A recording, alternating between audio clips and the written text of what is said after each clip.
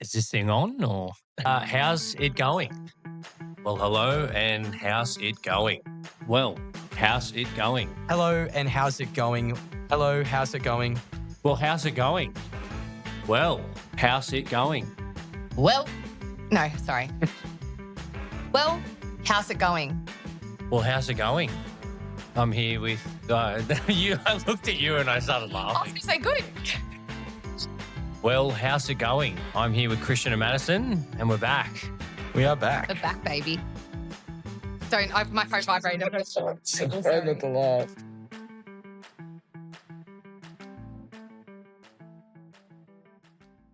Well, how's it going? I'm here with Kristian Karamanich, Yes, hello, Ben. The usual suspects.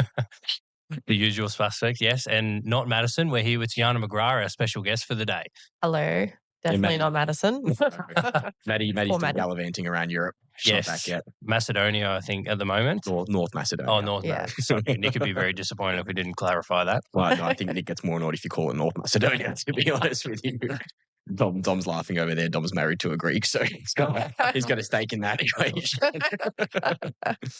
No, but yeah, Benny, would you like to tell us what today's episode is going to be about and just Yeah. give us an introduction to Tiana and what she does? Yes. Well, today's episode is a little bit of a drawback to our previous touch on the new rental legislation that came into place in New South Wales in the last few months.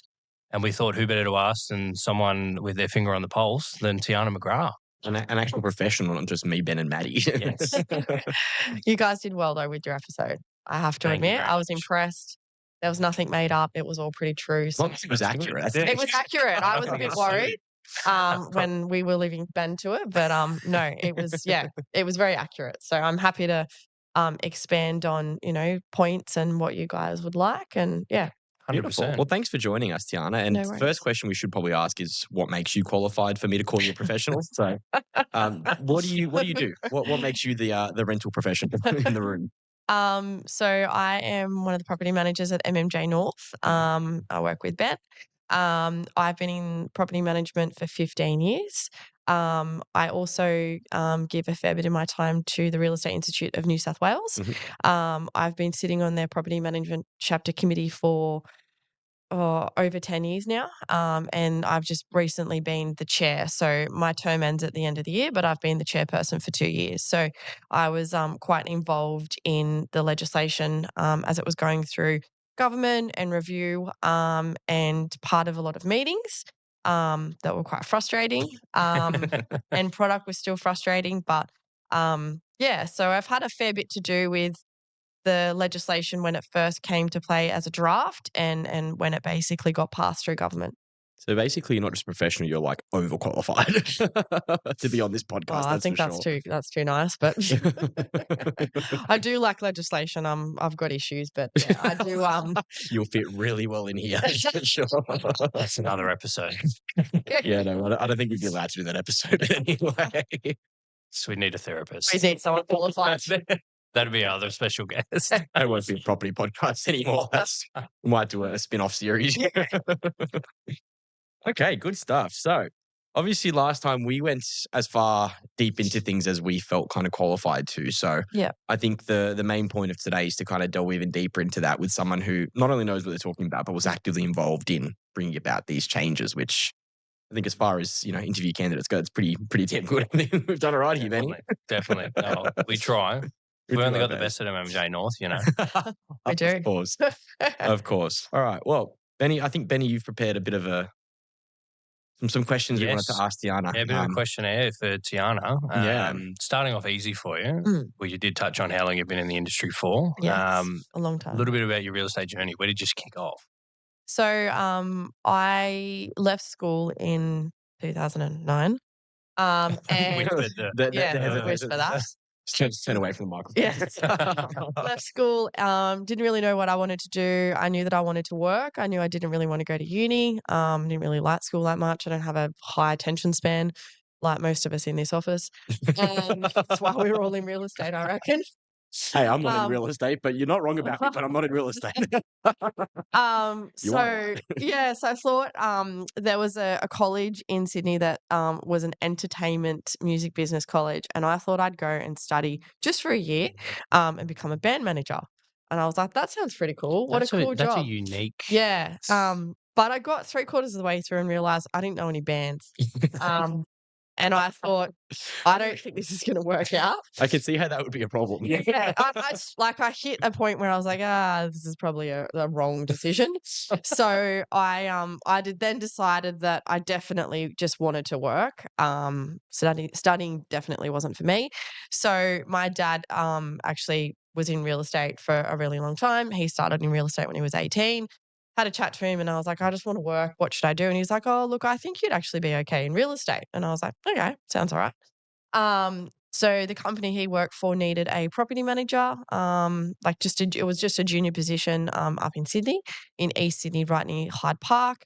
It was a pretty easy job because the company I worked for was a building management company. So they managed buildings across the city and they picked up managements in the buildings they managed. So it was just Right. apartments I looked after in the city.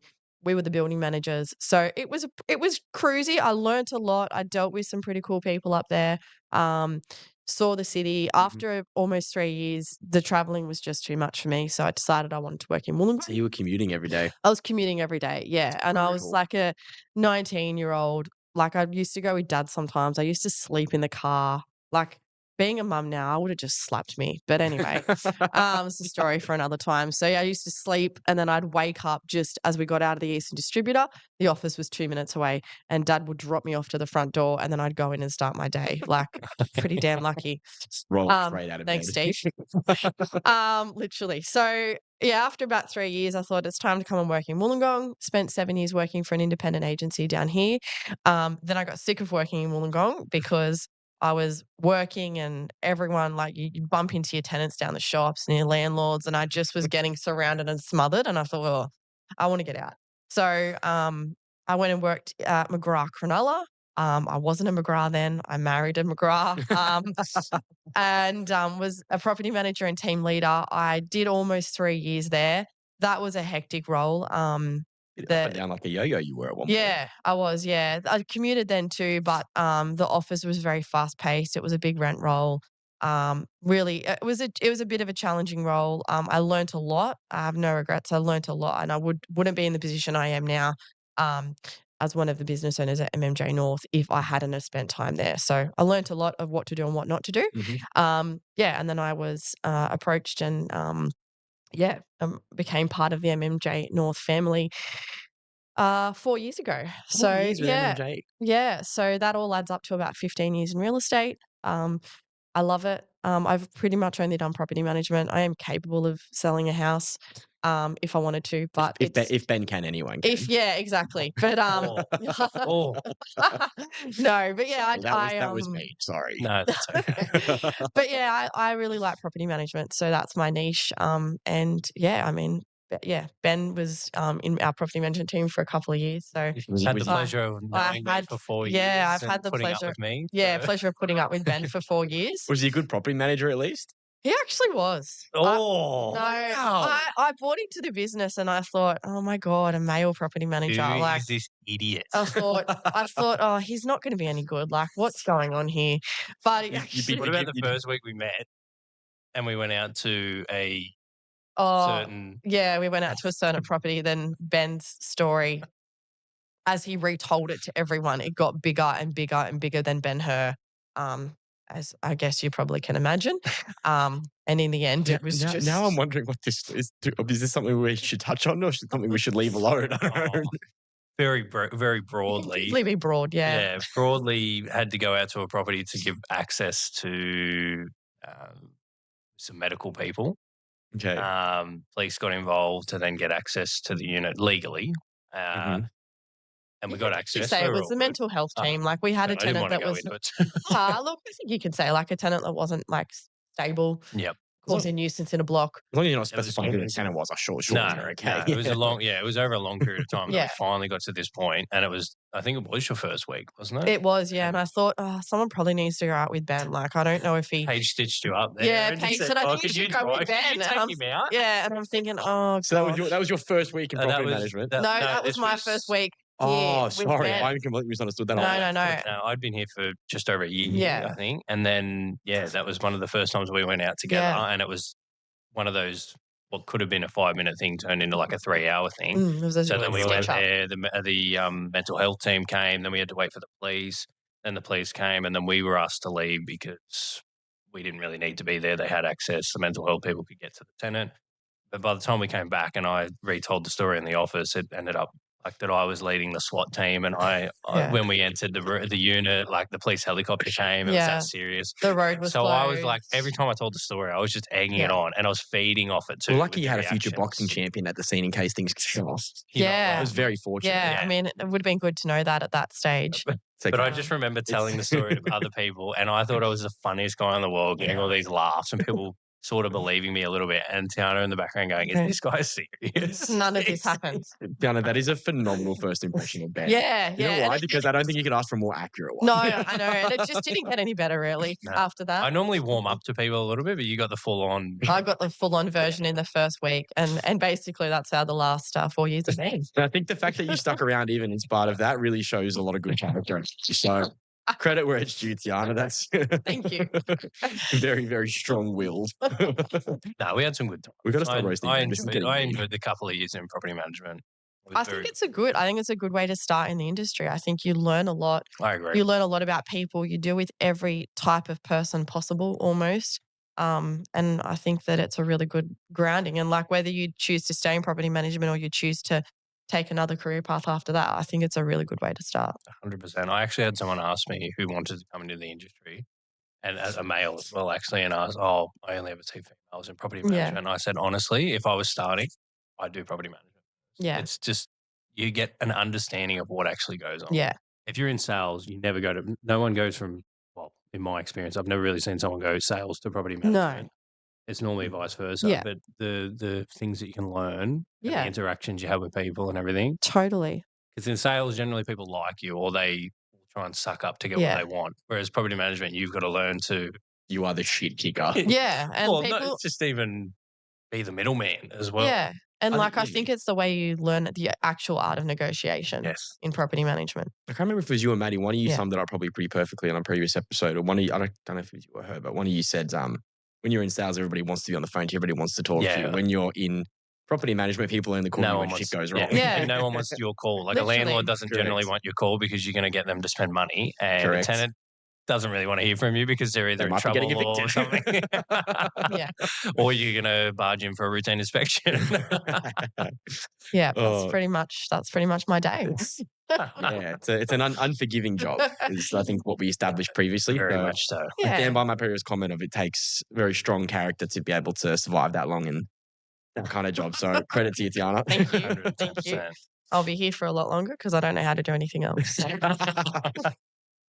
Well, there's an old saying, and it's fear not the man who is good at 100 things, fear the man who is perfect at one single thing. Yeah. You know, jack of all trades, master of none kind of thing. Yeah. Stick to what you're good at and you'll be right. Exactly. 100%. I agree. Yeah. I agree. So we also were going to ask you, before we jump into some of the specifics around the legislation, we kind of wanted to get just a general overview of what you think of the property market in terms of rental at the moment, in terms of what prices are doing, what you think they're going to be doing over the next couple of years, any changes you've kind of noticed recently, and I guess what people can expect if they're out and about in the rental market. Look, I mean, Wollongong is very seasonal. So every winter it's a lull, which means that there's more rental properties on the market, and there's less tenants looking. So if you're a tenant, I would look and I'd find something in winter because you're probably going to get it cheaper. You heard it here first, and folks. you're gonna. It happens every winter, like it. And I worked in the Shire for a fair bit, and it was the same up there as well. So, as when you're coastal, no one wants to move to the water in winter. And then January comes up and everyone goes, oh, let's move to Wollongong. Let's have a coastal change. But if you think of it in winter, you'll save yourself some money and you'll find a better property. Yeah. So yeah, we are experiencing that a little bit at the moment. Probably there's a lack of quality tenants out there at the moment. We're getting applications, but sometimes some properties are taking a couple of inspections to find a quality tenant. I mean, we could lease them at the first inspection, but we're not doing our job properly if we're just throwing any old tenant in there for our landlords. Look, there's not enough stock on the market in terms of affordable properties. That's been the story for a long time, and it will be a story for a long time until the government decides to do something about it. Yeah. We were joking saying that's going to save us. Gonna solve- it's The gonna solve. co-works development will save us. Yeah. It's going to solve all our problems. Oh, yeah, hopefully. But yeah, so I think there's a lack of affordable houses in that sort of between 5 to 600, 650 bracket. Yeah. That's sort of what like a family that might be a single income family, you might have the husband working and the mum, at home with the kids, Yeah. getting some Centrelink. That's normally what they can afford. The units, anything sort of like around that $400 mark, which is really rare to find these days, is also affordable as well. And again, there's not much of that stock left. And that's the problem. And like I said, until they stop deciding to fix legislation and Band-Aid fixes, we're always going to have this affordable housing crisis. I call it affordable housing crisis. I don't call it a housing crisis because you can put a property online for $1,000 a week and you might only get a couple of tenants looking at it. So that's, but $1,000 a week in rent is a lot of money. It is. You need to earn a lot of money to be able to pay that every week, plus your ongoing expenses. So look, the rental markets, I would say it's not too bad at the moment because it's winter. Yeah. And that's sort of been the story for a long time in terms of what's lacking and what's there. Yeah. So if you're a tenant, if you can get yourself onto a 12-month leasing cycle, generally during winter would give you definitely. Yeah. I mean, look, a bit of an edge. If there's not enough, like you said, quality tenants on the market, if you do fall under the bracket of being a quality tenant, then winter would be your time. Yeah, definitely. I mean, like winter's not a great time to move. I've just been moving and it's horrendous. I feel you, Tiana. I'm trying to sell. I might need to change agencies. I don't know. It's not been. Yeah. I said I was going to stop. I can't help it. You're on fire. I'm such an asshole today. I'm sorry. I need to stop. I've actually, you know what? That's enough. I'm gonna no more roasting Ben. No, I'll cop that. Ben is doing a great job selling my unit. It's not his fault. Watch Maddie come back and it sells the first week she's back. Is it a unit in Burke Street? Yeah. That would be me. Nice. Like Tiana said, it's winter. During winter, the market generally takes a bit of a lull on coastal cities. So it's not Ben's fault. No, it's not Ben's fault. It's the market's fault. The rental market's my fault as well, actually. Yeah, I'll hold my hand up for that. I'm sorry. I've been really mean to you today. We're going to put no more. I'm done. But November, December, January, they always used to scare me in the property market. Yeah, they're pretty hectic times. Like where we get an influx of new uni students. So everything just gets snapped up. It's pretty crazy. People are moving here. They're the really busy times. That's when it's pretty hectic. Mm-hmm. So cool. Well, the fun stuff. Yeah, legislation. Bit of the new legislation. But some of the things that we touched on and more your thoughts as well, and anything if you had to add on them as well. But kicking it off with the no grounds notice. I think I don't know how I feel about that, Chuck. Yeah. Look, I think with this legislation, it's probably the way that I was so heavily involved in some meetings, and unfortunately, everything that we were privy to is what they call cabinet in confidence, which means that I can't really talk about a lot of the stuff. Yeah. I can maybe, drop a hint here and there. But that's the problem is that they have these meetings where they ask you to review it and they say it's cabinet in confidence. So you can't go out and say to people, this is actually how crap it was to begin with. And this is what we're left with. Because I don't want people knowing that. We worked out so hard to get to. Yeah. Okay. That's interesting. I didn't know that. Yeah. And I think the other thing to also, which is what I've been sort of telling myself is because I got a little bit annoyed last year when I saw that it had been passed and what had been passed. And I was like, we've done so much work to try and get, changes that we wanted and not necessarily what's been passed. But it was very political. Yeah. It was, the Greens made a deal with Labor for their votes not last election, the election before. So it was pushed through before the recent election we've had. And if you look at the dates and the way it all worked, it's pretty obvious to see that it was a very political move. Yep. There was nothing we could do about it to really stop it at the end of the day. Yeah. So I don't want to get too political. Up against an uphill battle. Yeah, we're up against the uphill battle. And we did have some wins. I sat in a room with people where they wanted to argue how long it took for a property to settle. And I said it was a 42-day settlement period. And they said, are you sure? And I said, I've been in real estate for 15 years. I'm sure. I know how long it takes for a property to settle. And they went, we'll have to look into that. And I thought, I'm no, kinda you You don't don't. do anything. I'm kind of Um, shocked that was even a point of argument. It's Yeah, pretty, no, it was. And I was in pretty with commonly accepted standard. Like, not Yeah. always. Sometimes you negotiate You can shorter or quicker, negotiate it, but obviously, that's where it There's a draw starts. up a standard contract front 42 page of a days. contract. Yeah, that's where it exactly. starts. But yeah, I was sitting with these geniuses that make this legislation, and they Tell us didn't how you even really They know. didn't know. Yeah, so I think That's a bit when I give that scary. example, sometimes it's a bit, well, not example, that story, it kind of gives you context to what we're working with. Well, Ben just said it really well. That's kind of scary. Mm. It is, yeah, These are the people who are actively involved in drawing up legislation Literally. relating to property, and they couldn't Yeah. even tell you what a standard Yep, settlement exactly. timeframe is. That's kind of worrying. Yeah, no, it was very worrying, and I mean, I laugh about it, but it was very concerning. So yeah, I mean, look, the removal of no grounds was really disappointing. And not because as a property manager we use it to just kick tenants out. Like, I'm not in the business to kick tenants out on No. the street. Well, if you got a good tenant, you'll keep a good tenant. Correct. But I'm of the belief that a landlord has the right to have their property back. And a landlord should not have to be dictated to as to what reason they have to give a tenant to get their property back. And then not only that, supply a whole lot of evidence to back up why they want their property back. Like, you look at freedom of contract, there's no freedom of contract in that when a landlord can't get their property back. And at the end of the day, a landlord's providing housing for a tenant of somewhere to live. Yeah. And as a tenant, you have to accept it's not forever. I've been a tenant, I've been renting, and you have to accept that it's not forever. Yeah. And 99.9% of landlords, and every landlord that I deal with personally, because I don't want the crap ones. Selective. We are selective. We only want the good ones that understand and do the right thing. If they are getting their property back, it's for a genuine reason. Yeah. They want to sell it. They want to move their family in. They want to move in themselves. Sometimes they're going through a divorce or they're going through something in their life and they need that property back. Yeah. To have to put a restriction on them to have to give answers or reasons and delve into personal lives and situations, I personally feel really strongly about it. And I think what was disappointing is that they removed no grounds and forced us into what I've just said, but then also they've done it with end of fixed term as well. So even if you've got a tenant on a lease, you used to be able to give them 30 days notice when it was coming up for lease and say, sorry, you've got to leave, end of story. But now all this no grounds BS has been roped into end of fixed term as well. So so it's not even about no grounds evicting someone. no, it's about you terminations. can't even just let a lease expire and not renew it. You have to give a reason as to why you're not renewing. Correct. You have to give a reason for everything. Crazy. And it's and a whole lot of documentation for renovations and every reason under the sun. And if you want to get a tenant out and your reason's not there, well then tough luck.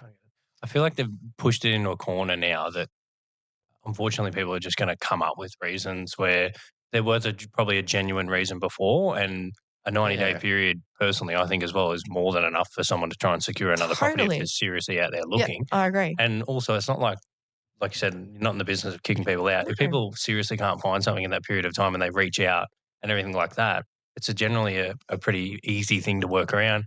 You need another 2 weeks or whatever, we can do that. But now I feel like we've got to come up with some form of reason to provide evidence. That's what we said last time. Yeah. It almost incentivizes landlords and property managers to lie. Yeah. Which kind of defeats the purpose, right? I mean, not saying I can see what you're saying. Yeah. But I guess the way that even all the evidence is there is that you can't lie. Yeah.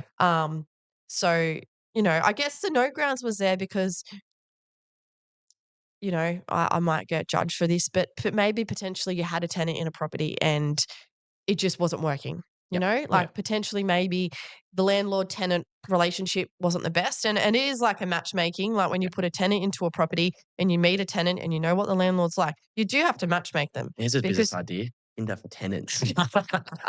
Potentially. Wow, we're coming up with all the good ideas. We are. Oh, that is shocking. But yeah, look, if you have what I call like a high maintenance tenant and a high maintenance landlord, they're not going to work. Yeah. So you need to balance it out. So sometimes you do have properties where it's just not working, or maybe that tenant's not suited to that particular property. Maybe it's an older property and maybe it's susceptible sometimes to a little bit of like moisture in winter. Like old properties around Wollongong you need to ventilate them, you need to know how to live in them. Sometimes the right tenant may not be in that property. So, sometimes no grounds was used for those reasons, and it wasn't a lot of the time at all. It wasn't malicious. It Generally, was. It's never been malicious. It's always been for the good of everyone. To be honest with you, In like every part of life, not every relationship works, and exactly. that's a way around Sometimes it. you just have to move on. Exactly right. You love something, let it go. Maybe not, but maybe that doesn't apply to tenants. But Sorry. Yeah. So I think I get what you're saying. It's a case of in trying to push for better rights and better security for tenants, it's almost gone too far the other way of totally. almost overruling property rights of Yeah. It's landowners. stripped landlords of their rights. I think it's Yeah.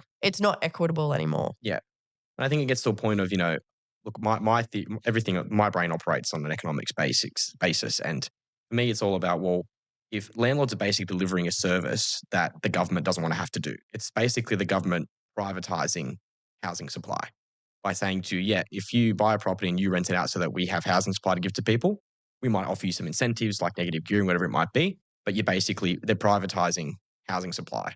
Something like this obviously strips away some of those, maybe not the incentives, so to speak, but it makes it harder for landlords, and it's going to lead to more people going, well, fuck, couldn't be bothered.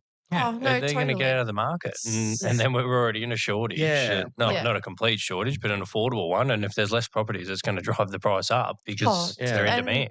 Well, I mean, Victoria had these laws that are very similar come in, and within a couple of months, they had thousands of properties exit their rental market, and they were all sold. Wow. And we delivered this data, and we were basically shut down, saying, "Well, how do you think how do you know we're going to be the same?" It's pretty obvious. Economics, yeah. Yeah, They're only a couple of hours down the road. Like we're not looking at another country. No, it's looking at just another state comparison, right? Yeah.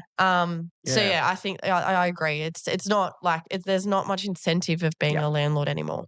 So no more, no grounds, no good. Yeah, No, that no was good. one that we did make that joke on there. No good. Pack me up. The next big one that was quite popular, I saw on social media and stuff like that, was pets. Yes. As being a pet owner yourself, as I am, yes, to a little Kelpie. I thought this one was interesting as well. Yeah, I think it's very similar to my thought of, taking away landlords' rights again. I love pets. Got a dog. I'm a big lover of dogs and most animals. Not a big cat person. I agree. Something about them. But yeah, and I think that if the property's suitable for a pet, go for it. Yep. If it's a house, 9 times out of 10, it's going to be suitable. And majority of tenants that I've worked with that have had pets have always done the right thing. I think I can only think of 1 or 2 properties in my last 15 years where an animal's actually destroyed the yard. So I get where it was going, but I think it's gone too far. In now that, if a landlord simply wants to say no, they've got to go to tribunal.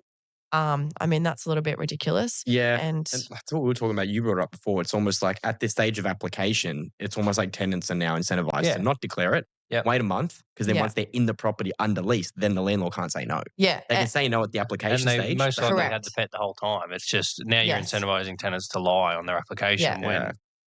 Well, we've taken a different approach to it. And my favorite saying now is better the devil you know. Yeah. So if a tenant comes across and they're a good tenant and they have an animal that looks like it's suitable, then it's almost not saying that they are going to be more favorable than others, but they potentially could be, because it's better that the animal going in and you get the selection of it. Yeah. Otherwise, you literally have no option. You're approving someone and then they're going to have the Shetland pony. And Literally. I was about to say the Shetland pony. Maddie's got E for it. Yeah. But yeah, that's the scary thing. That's the scary thing. You can approve someone on that basis, and then it's just it's pretty brutal. Is it just an email? Just an email to inform you? So there's a prescribed form from Fair Trading that the tenants have to complete. So they can jump on and download it themselves, fill it out and send it through. Yeah. You've got 21 days to respond. If you don't, it's deemed as accepted. So if you forget or leave it or it gets missed. That's a smart move from Fair Trading. It's cheeky. Sorry, it's very cheeky. It's very cheeky. If you don't respond, it's approved anyway. Which we've tried to fight hard against. We say that's just not fair, but we didn't win that battle. I think, and then if you want to say no, you got to go to tribunal. The tribunal system's already backed up anyway, and now they're just adding more. It's loaded up even more. It is, we're just loading it up even more. So, that's another point we raised, but that was shut down. So, broadly for pets, but I think that there's some properties that just aren't suitable for a pet. And you're not going to have a Great Dane in a 1-bedroom studio. Like it's just totally, and that to me is common sense. But yeah, it's very hard to fight against it to not get that pet in. Yeah. Also, we have rent payment options. That one was pretty straightforward. Yeah, that one was. That's pretty straightforward. That's really not affecting us. It's really the pets and the terminations. They're the main. They were the big Everything ones. else on here, I think, was pretty straightforward. Toilets was a funny one, but we knew about that for. We've known about the toilets for a long time. Yeah, it just crept up on us. The portable bond scheme. I actually didn't know too much about that from our episode. I did try to investigate a little bit further, but there wasn't as much information. No, because the geniuses haven't worked out how it's actually going to work out yet. They've announced that it's coming, but they've been announcing it for ages. Okay. And I think, there was promise with election crap that I'm glad they it's were not going to just do us it. because we had that same dilemma. Remember, we were trying to figure out, we were brainstorming how would this work? Who wears the responsibility? We couldn't figure it out. It doesn't quite. It doesn't work. And we've commented and given them numerous suggestions saying that, the person that should fit the bill or the middleman should be fair trading or the government. Because I can't see another way around it, because you're essentially taking one sum of money that has at one period of time could essentially have 3 different parties interested in it. And there's only one sum of money. Like, it doesn't work. You could vacate a property. I might need $500 of a $2,000 bond because the property's not clean.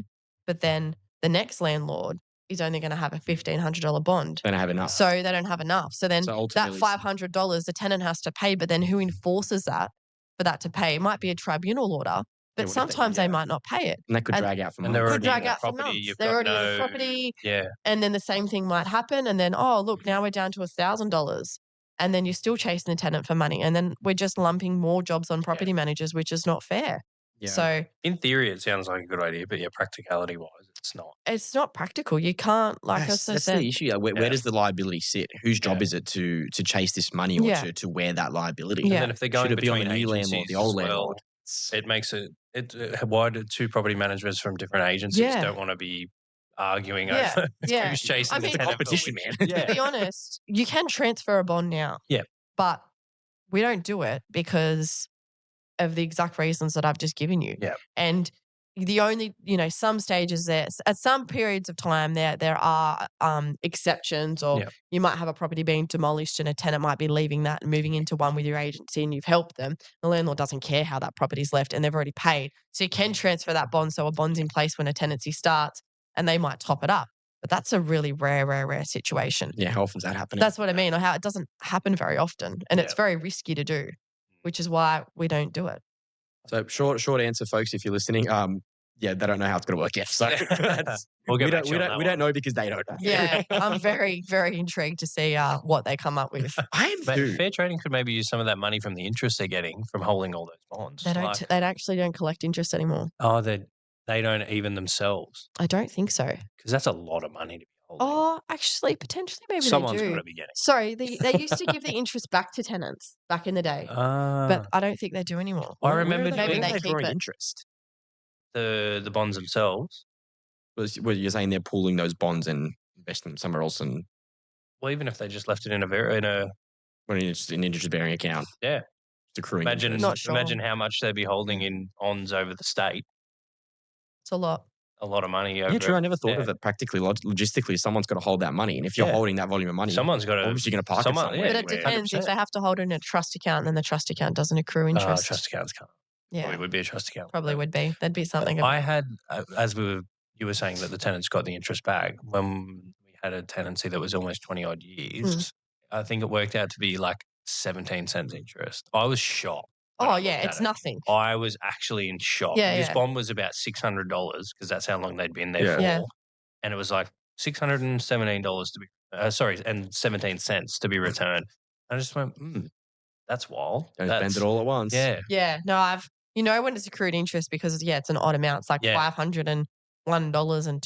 You're like, well, there's the interest. So they are accruing interest with it. Yeah, but not anymore. Okay. When they used to give it back to the tenant, but they don't anymore. So who knows? To be fair, I don't know if anyone will. That sound like a bad idea. If they're going to hold it anyway, sure.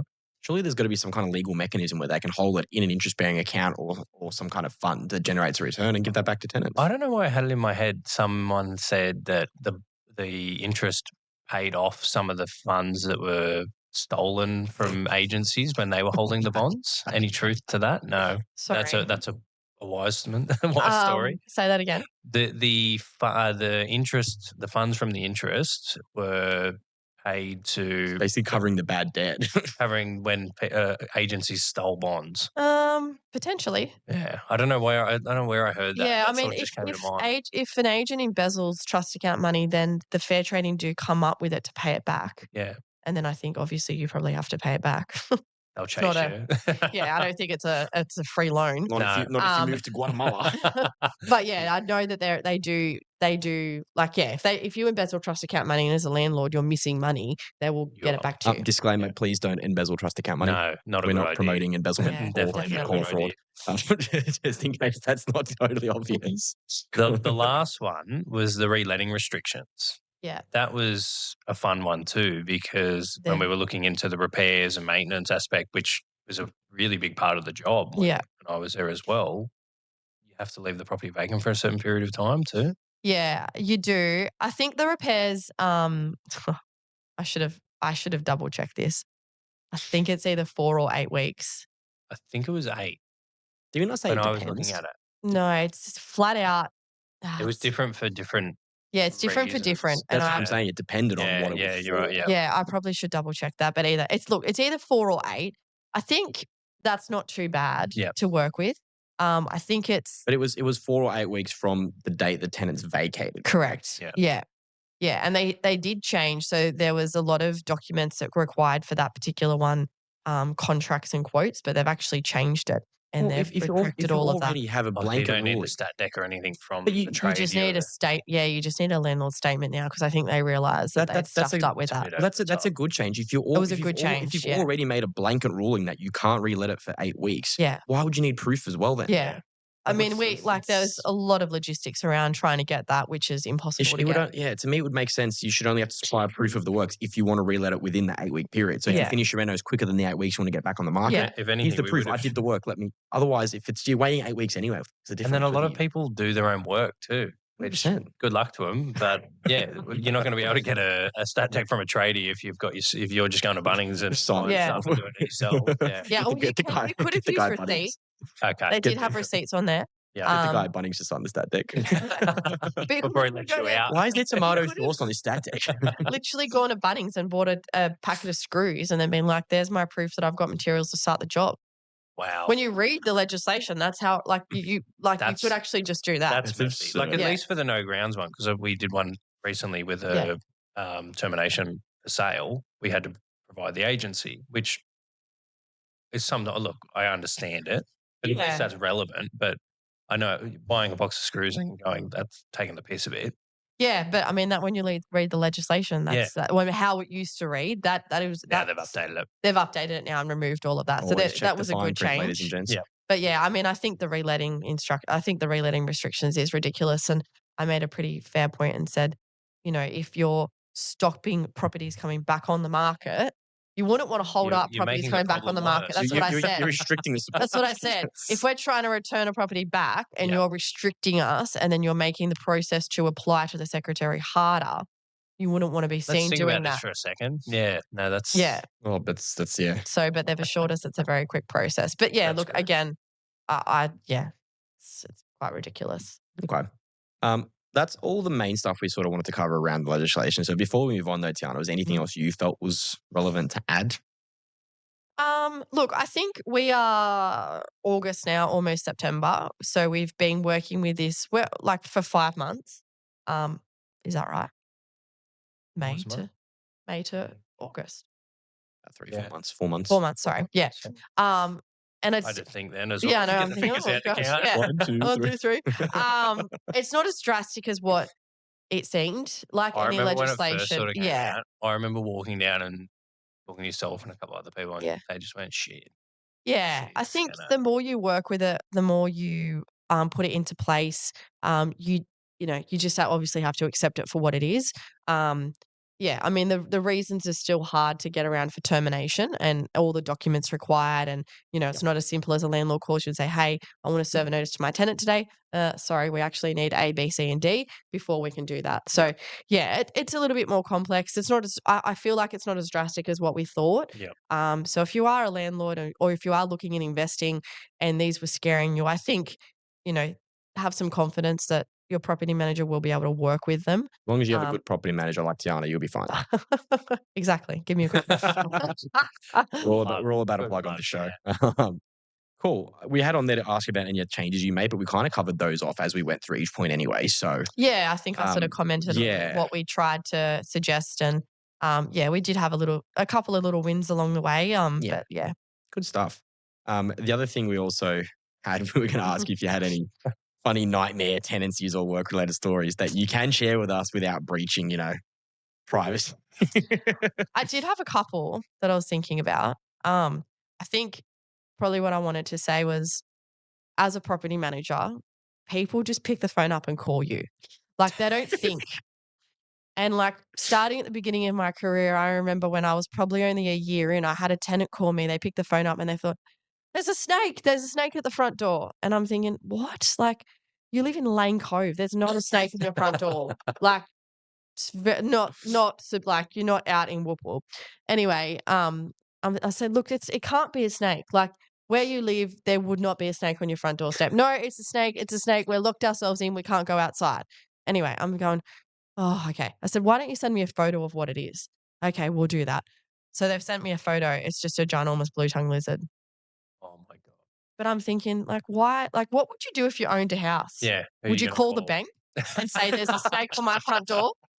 I'll let you know if I get any calls from my clients saying, hey, we don't know who to call. You're our mortgage broker. What do we do about this giant snake on the front door? But they just pick the phone up. I mean, I had another instance when I worked in Cronulla and these tenants called us. They lived in a granny flat out the back and they called us and they said, look, there's some really strange noises coming from the house and the yard. It sounds like someone's being murdered.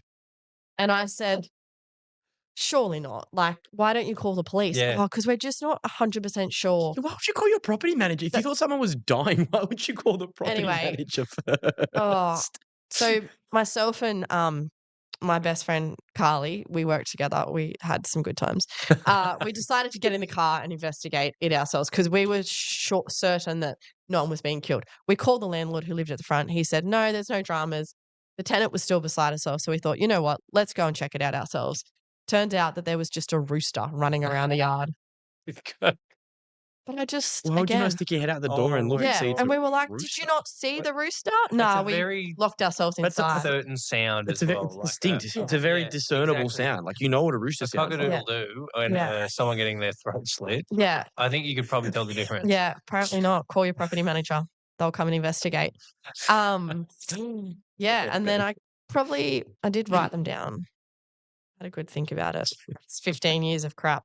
Can you spot the difference between a cock-a-doodle-doo and a throat slit? I don't know. I think probably my last story was just like a bit of we had a tenant. So during COVID times, it was the second lot of COVID, the government put a restriction on terminating any tenants. So they all, regardless of what they were doing, they all had to stay. We had a tenant that tried to tell us he was COVID affected, which he wasn't. He was a serial pest.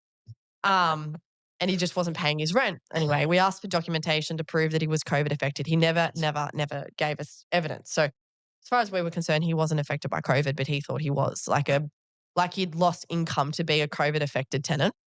Anyway, I think 6 months, I was trying to remember on the way, between 3 to 6 months, they banned us from terminating tenancies, which it's wild. It was wild because this tenant had not paid rent for 6 months. So it was almost over $10,000 of rent this tenant owed because he hadn't paid any rent. So the date came, that day I called, I served him a termination notice. He wasn't happy. Went to tribunal. You have the balls to take that to tribunal just quietly. You've got 6 months worth of free rent. You think, you know what? Tribunal. Oh, we went to tribunal because he didn't get out. Oh, so, gotcha. I think you meant he took it to tribunal. No, well, actually, he took. So this is the weird part of the story. It's a tribunal is like a standalone. It's not technically a court. Tribunal just sorts tenancy matters out. minor matters in other things, and it doesn't proceed to court. Yeah. If you're not happy with the outcome, you go to the appeals panel. End of story. This tenant, for some reason, I don't know who he knew, but we ended up at tribunal. I got what I wanted. We had a formal hearing. He had to get out. He had to pay all the rent. He wasn't happy. He appealed it. So we went to the appeals panel and I stated my case again. We won again. Anyway, the day that he was due to get out, we'd organised the sheriffs. So the sheriffs come with you to evict a tenant. So anyway, his name was George, I think. He was Greek, so he was probably called George. Anyway, so the day that normally you get 2 sheriffs. That's standard. You turn up, there's 2 sheriffs. I've turned up to this property. Now, in the morning. Wait, sorry, was the sheriff named George? Yeah. Or the tenant? The tenant. Okay. So in the morning, on the way, before I was about to leave the office, I was driving from Cronulla to Brighton Les Sands. I get this email. This tenant has somehow managed to take this case to the Supreme Court. I don't know who he knew, which is not possible. So I get this hearing notice saying you're due to appear in the Supreme Court. And I'm thinking, what on earth is going on? So anyway, I've just jumped on. I'm thinking, well, I've got to appear, but I'm not a lawyer. In the Supreme Court, I don't think you can go and represent yourself. I'm not really sure. So I've jumped online, but then I needed to go and meet the sheriff. You took the hearing that morning. He'd somehow got a hearing with the Supreme Court. Oh, The morning of the The morning of the eviction. So I found this out. So I've said to my best friend Carly again, can you drive me to Brighton Les Sands while I'm on video call to the Supreme Court? Because I don't know what's going on. She's like, yeah, no worries. So she's driving me. I'm on video call to the Supreme Court. It's full, I don't even know what they're called, the judge with the wig and everything on. And I'm thinking, what is going on? Anyway, he looked at it and went, I don't even know how this got here. This is a tenancy matter. And old mate's on the video call as well, the tenant. Anyway, the sheriffs have all rocked up in the background. And he's going, the sheriffs have rocked up. What are they going to do? And the judge just goes, proceed, sheriffs. Get him out. Anyway, so I'm like, okay, cool. All right, we've won. So hang up from that. Turn up to the property. Now, normally you get 2 sheriffs. There was 6 sheriffs at this property because this guy was so known to them. So, yeah, I mean, that was just wild. Yeah. So then we... brutal. Yeah. And then he just kicked and screamed. She almost had to be dragged out. Yeah. So he's known to the sheriffs for... He was known... Well, I said to him, I said... For previous tenancy matters or just in general? I think just in general. Because I turned up and I said, I'm sorry, but I've never seen 6 of you in one place. And they said, yeah, he's known to us. So we brought back up. 6 on 1, we might have him. Yeah. You'd hope so. I just turned up with me and Carly, the 2 property managers, and there's 6 sheriffs. We're going, oh my God. I'm just more impressed at the fact that George managed to get a hearing with the Supreme Court the day of the eviction. Let him. Surely that would have cost him something. I have no idea. Let him cook. Yeah, He's the MVP. He's the go. How does he manage this? No, he definitely. It's honestly more impressive than anything. I'm actually impressed. He's called in some of those Greek connections. I'm sure he must have. But that's an all time. Yeah, it was. Yeah. Hopefully, never have to do that again. Hopefully, I never have to appear at the Supreme Court again with a minute's notice. Yeah. It's insane. Yeah. All right. Well, I think we're going to wrap it up there. We've already gone pretty solid over time. I'm not sorry about it because that was hilarious, that final story. As usual, in terms of plugs, I don't have any fun-witted ones for this episode. No. My brain's not functioning today, but we are on Spotify, we are on Apple Podcasts, and we are on YouTube. Video podcasts on Spotify and YouTube. Go follow our show socials. We have an Instagram page and a Facebook page. Yeah, follow us. Oh, that was good. And when we post Q&As, please ask us questions. We like questions. We don't get enough of them. And a big thank you to Tiana for taking some time out of her Sunday to come and chat crap with us. Thanks for having me. No, see now this is validation for us because now we can say we've covered the rental legislation with an actual certified professional. We've got the seal of approval. Lock it in, Supreme Court judge. All right, good stuff. Benny, would you like to wrap us up, mate? We're all done. Ciao. Ciao. Thanks. Oh.